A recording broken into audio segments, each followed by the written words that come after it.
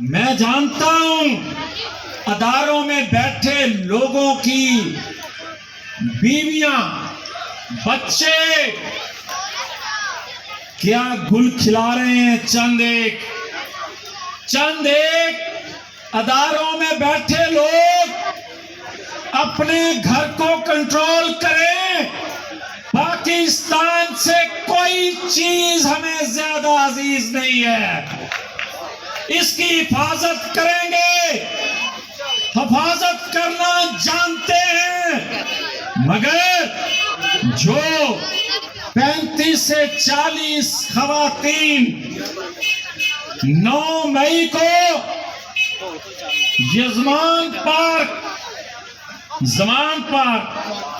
Zaman park गई, सबसे पहले मैं कहता हूं उनके नाम कौम के सामने पब्लिक